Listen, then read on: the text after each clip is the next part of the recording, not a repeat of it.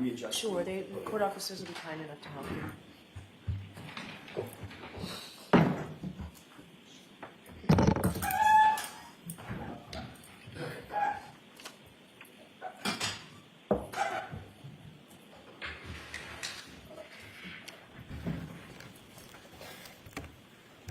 May I, Your Honor? The evidence in this case will establish above everything else 3 points. There was no collision with John O'Keefe. There was no collision. There was no collision. John O'Keefe did not die from being hit by a vehicle. Period. The facts will show that. The evidence will show that. The data will show that. The science will show that. And the experts will tell you that. You'll learn that the Commonwealth has pinned its entire case on a brazen and a flawed assertion that is untethered, unconnected to the facts and to the evidence. And their assertion is contrary to science.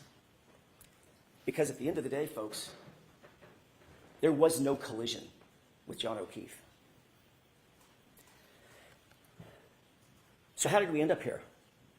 How does Karen Reed end up sitting in that chair on trial for an event that literally never happened? Well, the evidence is going to explain it. And it can be summed up in the following text message at the very beginning of this investigation. A text message of a now fired Massachusetts State Police officer named Michael Proctor.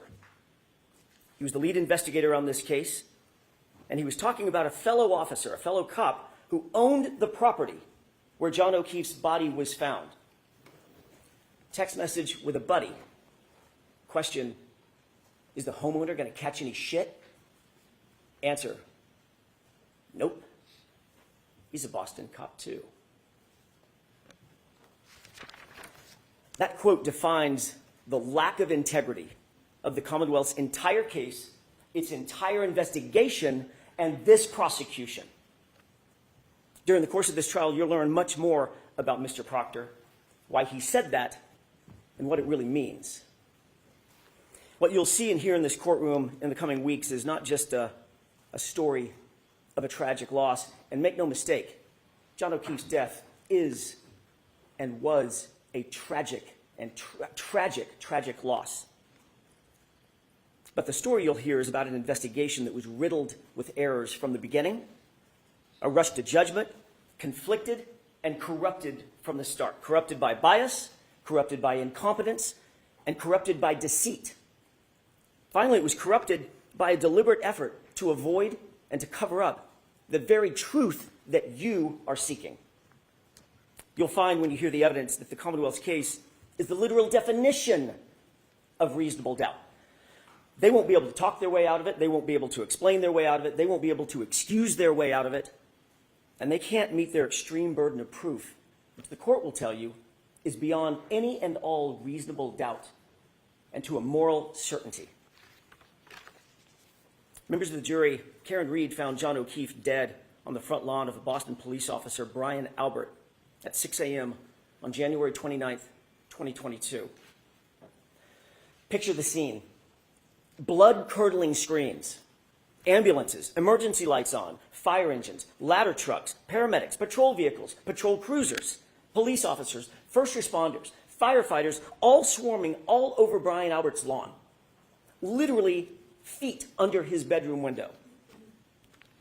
Yet Brian Albert, a sworn peace officer, a first responder himself, never came outside.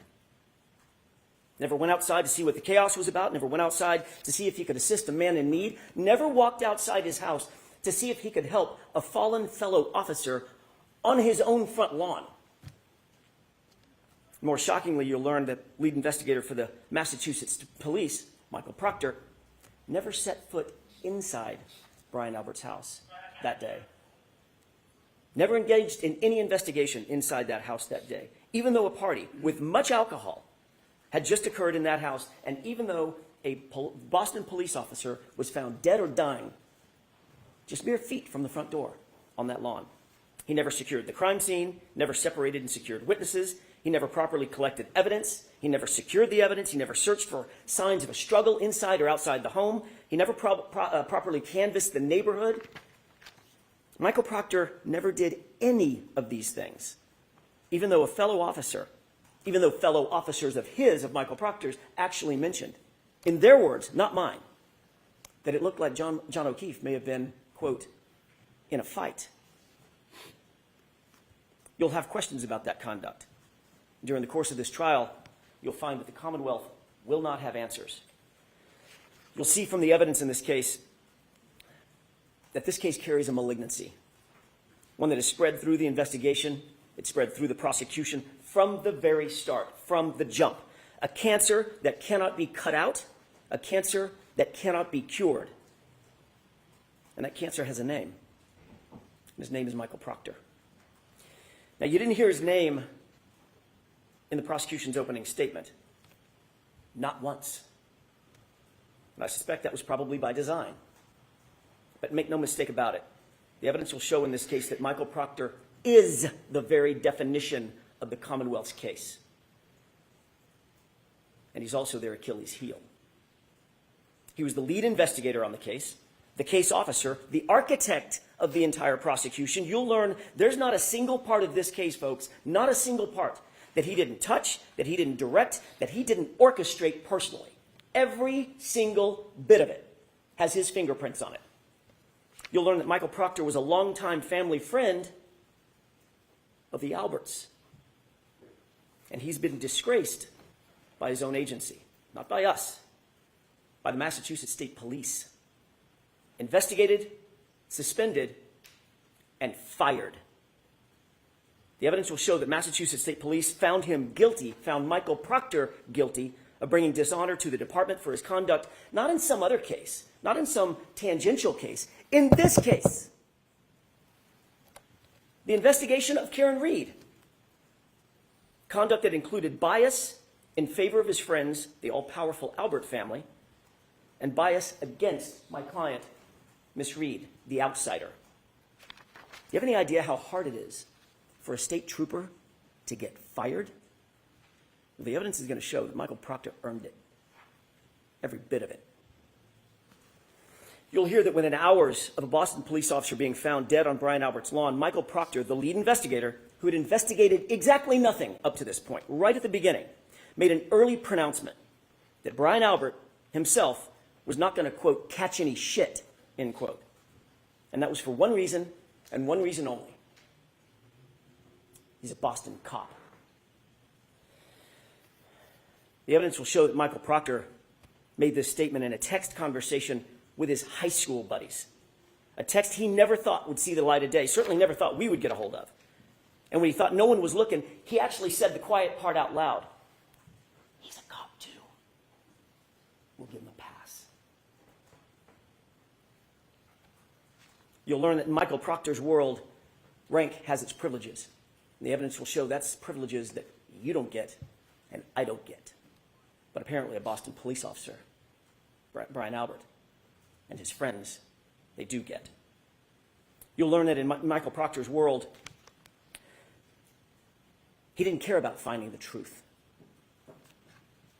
In his world, his priority was to protect the brotherhood, to protect that blue wall, to protect his friends who were at the Alberts' house that night. I want to take a step back, if I could, and spend the next few minutes talking a little bit more detail about what the actual facts in this case will show, not based on speculation, not based on surmise, not based on guesswork or conjecture, but the actual true facts that you will learn through the course of this trial. On January 28th, 2022, it was a Friday night. John and Karen had made plans to meet up with friends for drinks. It was a happy and normal night for them.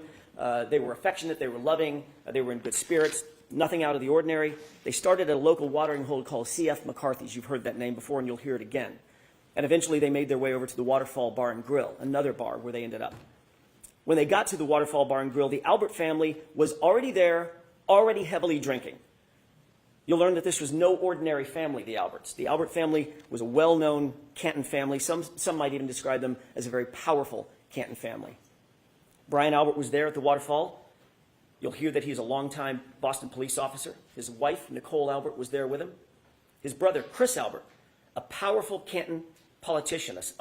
He sits on the select board. The select board actually governs the police department, the Canton PD. He was there. His wife, Julie Albert, was there. Their daughter, Caitlin Albert, was there. His sister-in-law, Jennifer McCabe, was there. Her husband, Matt McCabe, was also there. They were all there drinking before John and before Karen ever arrived. You'll learn that a man by the name of Brian Higgins, also a law enforcement officer and longtime friend, longtime pal of Brian Albert, he was also there. And the two of them, the two Bryans, had been drinking most of the night together. You'll see video footage from the waterfall, which will show you that Karen and John were happy. They were affectionate. They were caring. They were loving. Just business as usual, out on a date on a Friday night. But that exact same video footage which lead investigator Michael Proctor plainly chose to ignore that video footage. It paints a very different picture of Brian Higgins. You'll learn that Higgins had romantic designs for Karen. That becomes important. Brian Higgins had engaged Karen in flirtatious texts, but days earlier she had put a stop to it. She had ghosted him, in common parlance. In other words, just ignored him.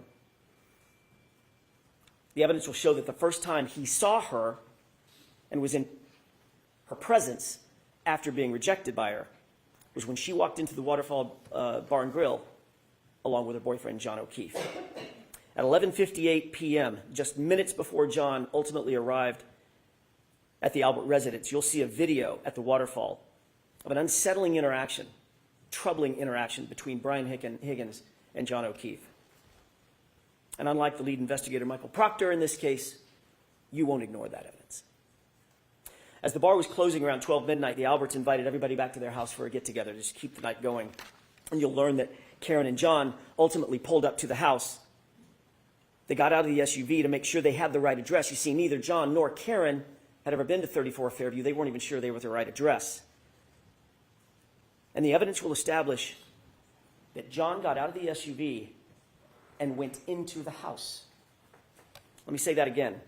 The facts unequivocally, the data, the science, the witnesses will all unequivocally establish that John O'Keefe went into the Albert home that night.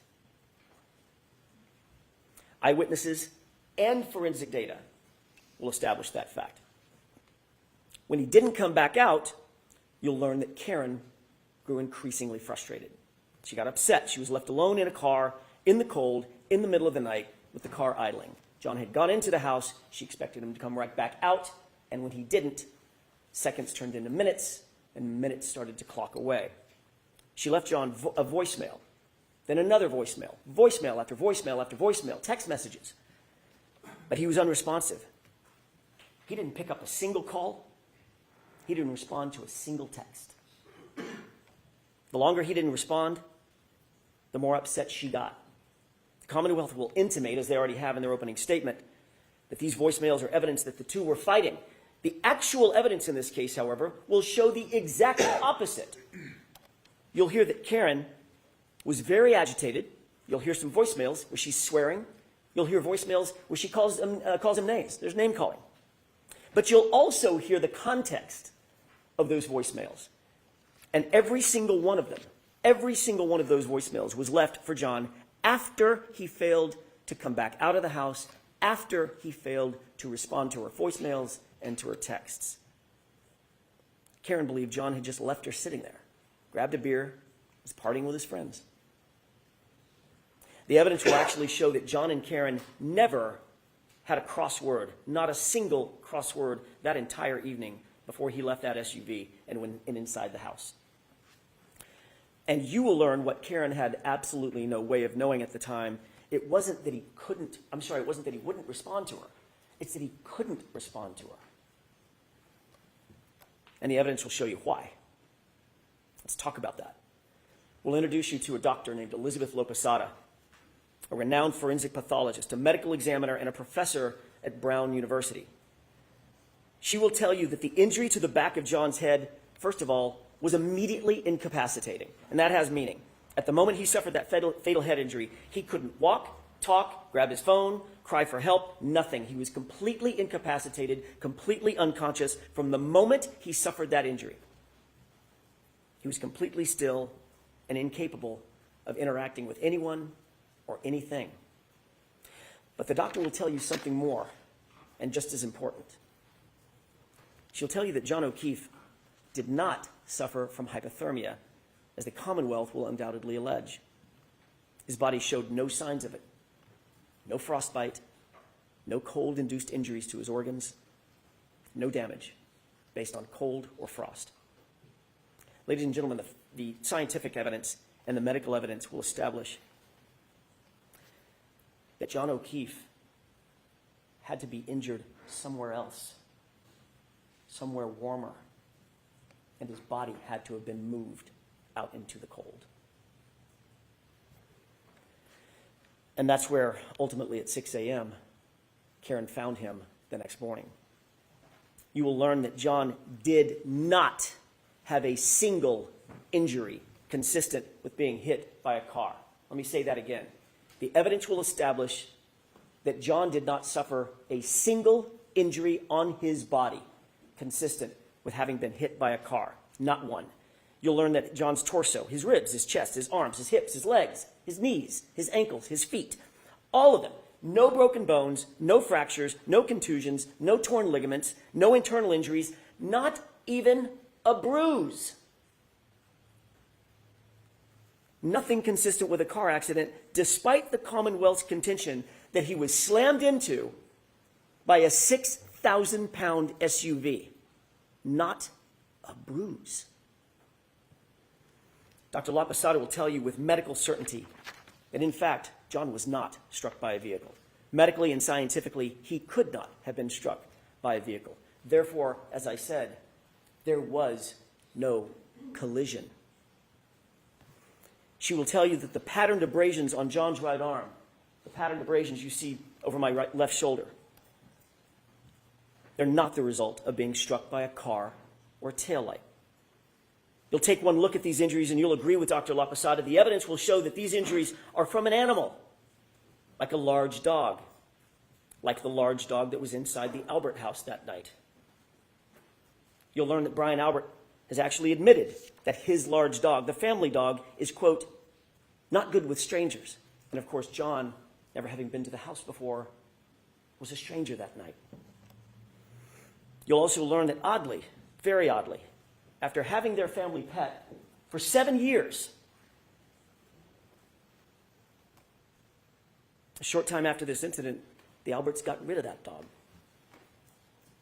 They called it rehoming her. But she was gone. Dr. LaPosada will also tell you that the injury to John's head was not the result of falling backward onto a flat lawn, cold or otherwise.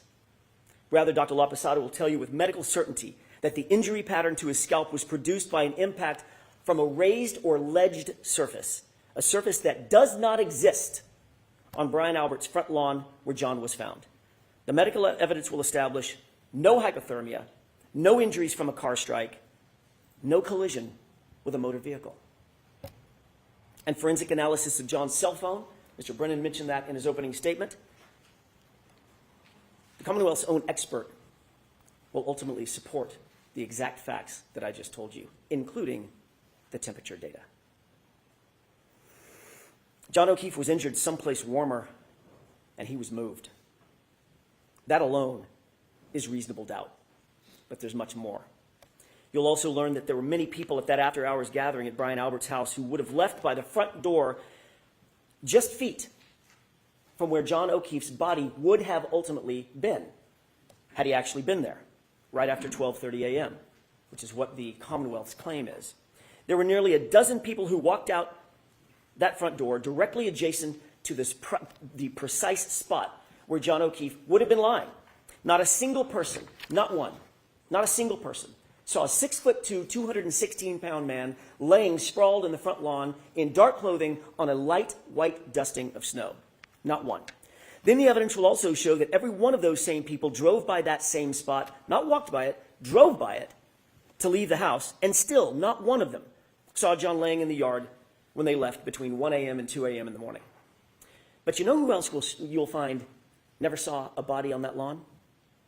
The snowplow driver, a completely independent witness charged with plowing the streets in Canton that night. You'll hear that Michael Proctor, oh, he's not done yet, Mr. Proctor. You'll hear that Michael Proctor wrote a report where he claimed that Fairview had not been plowed that night. You'll learn that that was completely false. That was a lie.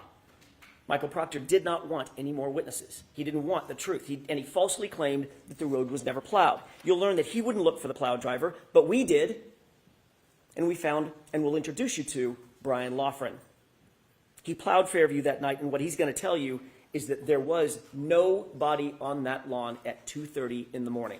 You'll learn that Brian Loughran passed by 34 Fairview, traveling right next to Brian Albert's front yard, and at 2:30 a.m., John O'Keefe was not there. But you'll see that the plow driver also provides some other troubling information, troubling testimony for the Commonwealth. You'll learn that after making that pass at 2:30 a.m., he showed up with his plow an hour later. He stopped at the entrance of Fairview. He was looking up Fairview to decide whether or not to plow it, but he saw an obstruction. At 3:30 a.m., he looked down the street, and in the very spot precisely where Karen would later find John's body laying at 6 a.m., there was a car parked in front of it, a Ford Edge. You're going to ask yourself, who's moving a car at 3:30 in the morning into a blizzard on the side of the road? You'll learn that Michael Proctor, the lead investigator, intentionally ignored this fact as well. He did no investigation to find out who owned a Ford Edge, but again, we did. And the evidence will establish that Ford Edge happens to be a favorite model of the Albert family. More than one Albert owned a Ford Edge at the time. You'll learn that those facts will add to the mounting and the overwhelming evidence that there was no collision and John O'Keefe's body was moved onto that lawn. You'll find that this is yet additional reasonable doubt in the case. You'll be introduced to science and physics, even from the Commonwealth's own experts. That science will establish that Karen Reed's SUV was not damaged by hitting a pedestrian, and conversely, John O'Keefe's injuries did not come from being struck by a vehicle. The Commonwealth mentioned triggering events, but what you'll actually learn from the experts, some of them the Commonwealth's own experts, is that a triggering event is not evidence of an accident. It does not evidence a collision. That's why we're here. A collision. And there's no evidence of one. Zero. You'll also find that those exact sort of triggering events that the Commonwealth will rely on are relatively commonplace on Karen's SUV, and none of them are associated with a claim of a collision. Folks, the science will not lie, and the physics cannot lie. And that science will tell you with certainty there was no collision with John O'Keefe. You'll add that to that rising mountain of reasonable doubt. I want to take you back to the night in question, January 29th, for just a few minutes. Remember, Karen had gone home after dropping off John and John walking to the house. While Karen was asleep at home with John's 13-year-old niece, what were the people who had been at Brian Albert's house that night? What were they doing? While she slept, what you'll find and what the evidence will show is that they were extremely busy. You'll learn that after a long night of heavy drinking, Brian Higgins left the Albert residence, but he didn't drive home.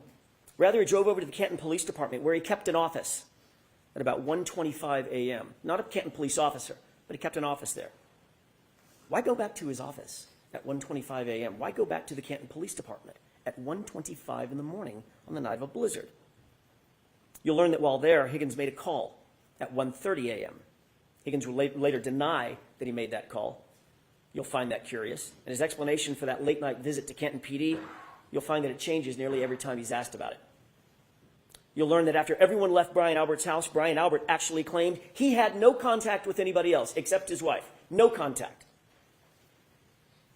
Until he woke up the next morning. So he says. Then you'll learn that that, too, is a complete lie.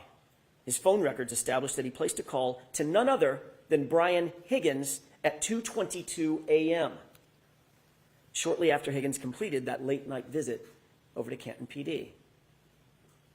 You'll wonder, what did they possibly need to talk about at 2:22 a.m.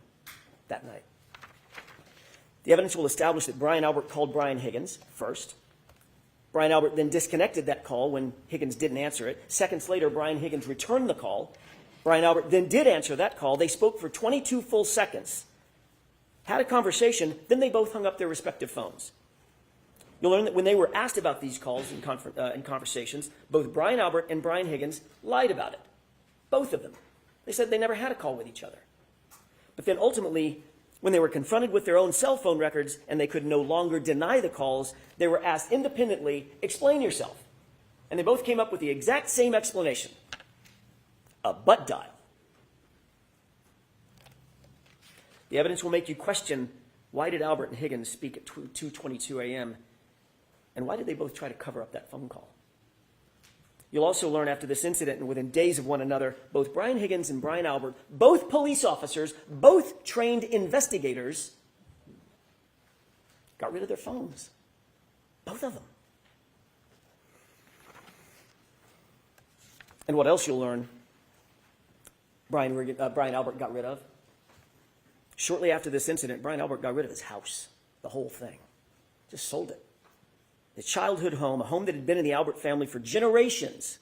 He literally sold it mere months after this incident. Dog rehomed, phones destroyed, house sold. You'll learn that all these things happened shortly after the incident where John O'Keefe was found unresponsive and dying in Brian Albert's front lawn. And you'll also learn that Michael Proctor looked the other way. He did not investigate any of what I'm telling you. He pre-selected Karen Reed from the start, and he ignored everything and everyone else. Let's get back to what was happening with the others while Karen slept. What you'll learn during this trial is that Brian Albert's sister-in-law, you've heard her name before, Jennifer McCabe, she was at the waterfall that night, and she was over at the Alberts' house that evening as well.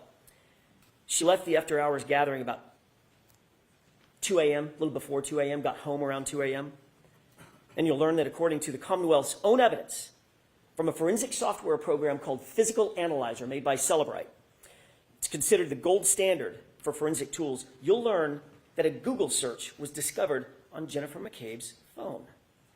A Google search that Michael Proctor and his investigators never revealed to us, but we found anyway. A Google search that was time-stamped, according to their own data, at 2:27 a.m. 5 minutes after that 2:22 a.m. call that Higgins and Albert denied having. And that Google search on Jennifer McCabe's phone read, Hoslong to die in cold. Hoslong to die in cold. Now, she misspelled the first word. Hos is supposed to be how, but the meaning's the same. How long does it take to die in the cold? Time-stamped 2:27. And then that search was also noted by the same Celebrite program as having been deleted. The evidence will force you to ask, why is there a search on her phone? Why is it logged at 2:27 a.m.? When the Commonwealth claims that she first learned of John's death and where his body was hours later at 6 a.m. So what you'll learn is that while Karen slept, here's what was actually happening by some other very busy bees.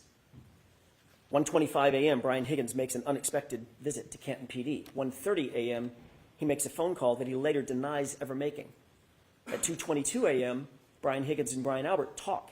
They both deny and lie about having made that phone call. 2:27 a.m., 5 minutes later, a Google search appears on Jennifer McCabe's phone, Hoslong to die in cold, hours before John's body was ever discovered. A Google search she denies making, and that she later, or at least it was later logged as deleted. Meanwhile, at 2:30 a.m., the plow driver confirms that O'Keefe's body was not on the lawn of Brian Albert's house, not at 2:30 in the morning. And at 3:30 in the morning, that area was obstructed by a Ford Edge like the one the Albert family liked to own. The evidence will show in the meantime, Karen dozed in and out of a fitful sleep for the rest of the night, only to awaken just before 5 a.m., and that's when she realized, in a panic, John had never come home. And you'll see, it wasn't like John to not come home. That morning, you'll see and hear evidence that Karen's emotions had morphed. It'd gone from frustration and anger, which you'll hear in the voicemails, to abject fear. Fear that something bad had happened. The evidence will establish by this time Karen was panic-stricken. She had a feeling something was very, very wrong. She was unable to get a hold of John. Karen went to go look for him. She got in her Lexus, and she backed up to leave her garage at One Meadows. You'll hear a lot about that address, One Meadows. That was John's house where Karen was staying. She backed out of the garage, and during the course of the trial, you'll hear that she actually struck another car with that right rear taillight. During the course of this trial, the Commonwealth is going to desperately claim that Karen Reed's taillight was actually damaged by hitting John O'Keefe. They'll have no evidence of it, mind you, none. But they'll make the claim. We'll show you a video of exactly how that taillight was originally damaged, or exactly what happened at 5:07 in the morning. The facts will show that it was damaged in John's own driveway at 5:07 when Karen backed up and made contact with another car in the driveway. This is 5 hours after she dropped John off, and he went into the Albert residence. As a result, the taillight was minimally cracked, but it wasn't completely shattered or damaged or broken.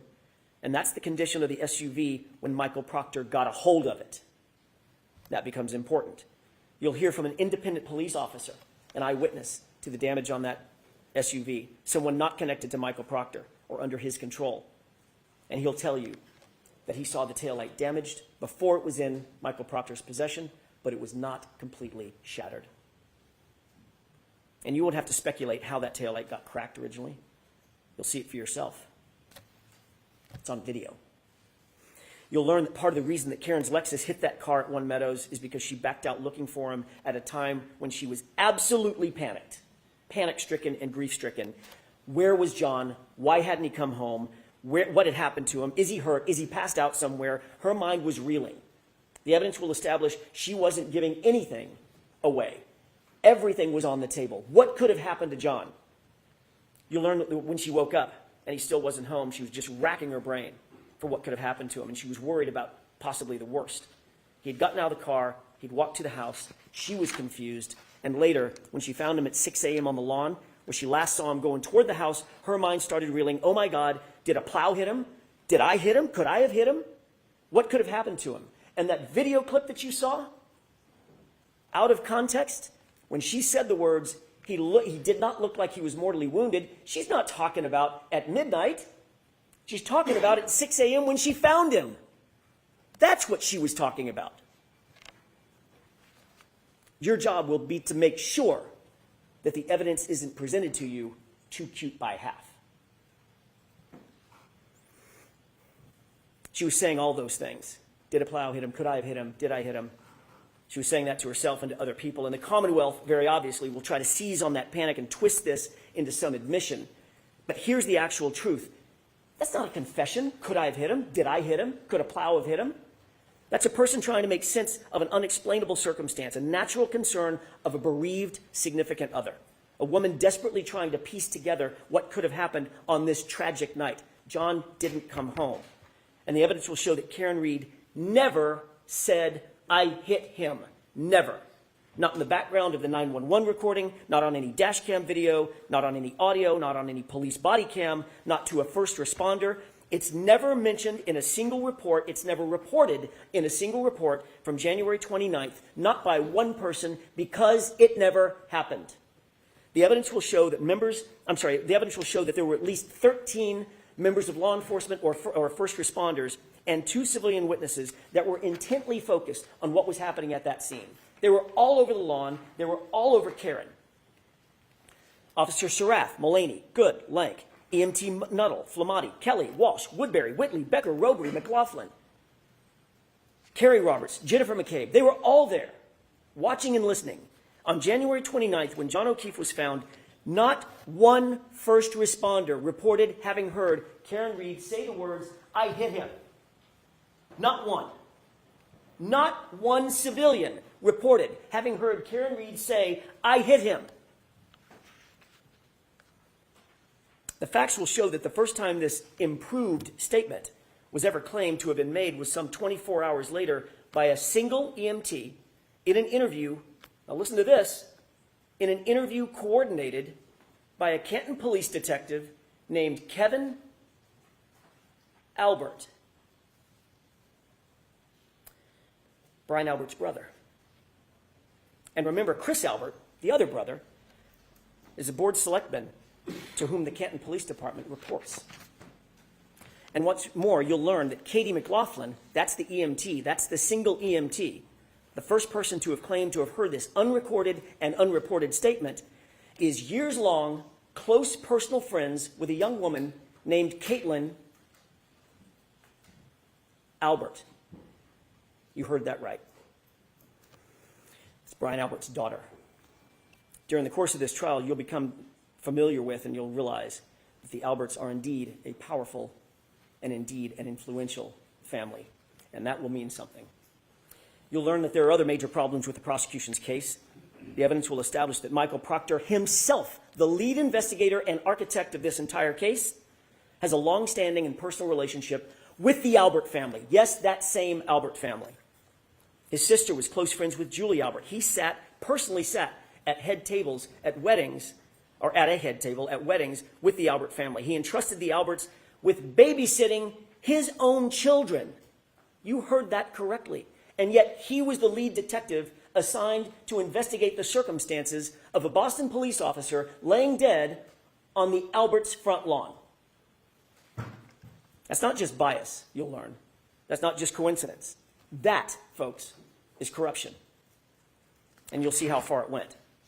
Michael Proctor was alone with all the critical evidence in this case, alone with Karen Reed's phone, alone with John's phone, alone with video footage, alone with the taillight material, alone when he claimed to recover evidence from 34 Fairview. He wrote the search warrants, he transported the evidence, he secured it, he submitted it, he did it all. That's Michael Proctor, and he did it without any reasonable oversight. You'll see during the trial that he intentionally lied and fabricated evidence during the course of this investigation. He lied in reports, warrants, he lied under oath. He lied about the time that he actually secured Karen Reed's vehicle. Why? Why would he lie about that? The evidence will give you the answer. He lied because he did not want it revealed that he had access to that vehicle and he had access to that taillight before any taillight fragments were found at 34 Fairview. Appreciate that. He had access to the vehicle before a single piece of taillight material was ever found at the scene. You'll find that there were two searches. The first and second search found zero. Nothing. Nothing around John's body. Nothing in the street. Not one piece of taillight fragment. But once Michael Proctor had that SUV and had the taillight in his custody and control, suddenly items started magically showing up. And not just a few items. 46 pieces of bright red taillight laying in the snow, supposedly found in the exact same spot that was searched not once, but twice by independent officers. It came up with zero. To be clear, you'll learn that before Michael Proctor had access to that taillight, not a single piece was ever recovered at 34 Fairview. That will become vitally, vitally important. And what about those shards of plastic, by the way? What about this DNA that the Commonwealth mentioned? They're going to try to dazzle you with talk of DNA because it sounds so scientific. DNA was on the taillight. But you'll learn that there was no DNA on the actual shards that they claim came in contact with John's arm. None. There was no blood, no tissue, no skin, no DNA on a single shard of plastic that they claim cut deep abrasions into John's arm, the arm that you saw overhead. The DNA that was actually found, the actual science will show it was found outside of the taillight housing where anyone with access to that vehicle would have touched. And it wasn't just one male's DNA. In that exact same sample, there were 3 men found, John and 2 unidentified males. So unless the Commonwealth is going to shift their theory that that SUV hit 3 men that night, their entire theory falls apart. And speaking of DNA, the evidence will further establish that John O'Keefe's shoe, the one that he was wearing when he was found, was sampled. And that DNA revealed 5, count them, 5 unidentified males. Recall that the evidence will establish independently that John was injured someplace warmer and had to be moved onto that lawn. 5 unidentified males touching that shoe. You'll also learn that you are not the first person, not the first to hear about the Commonwealth's theory of this case, that John was hit by an SUV. That's their theory.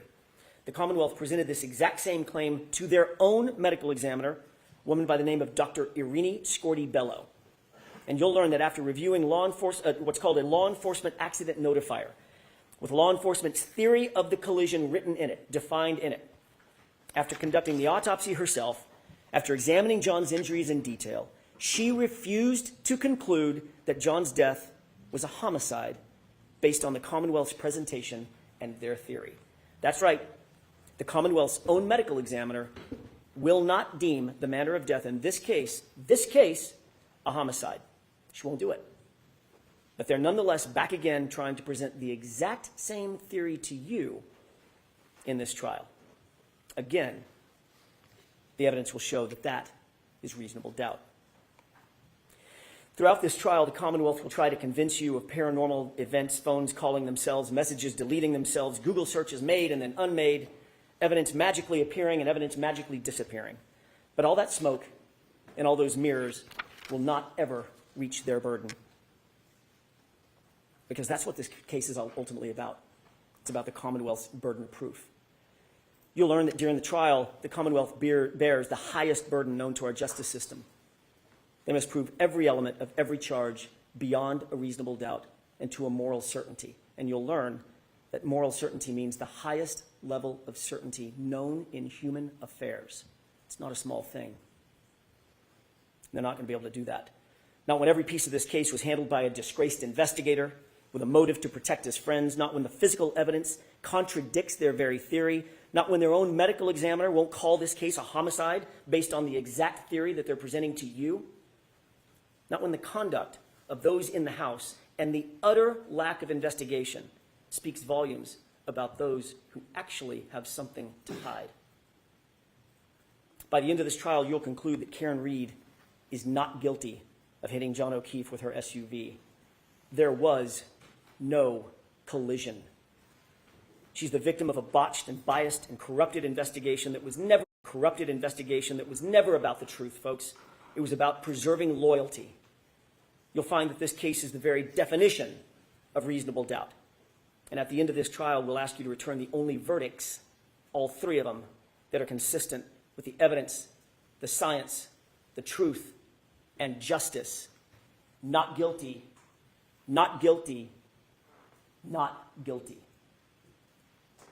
Thank you.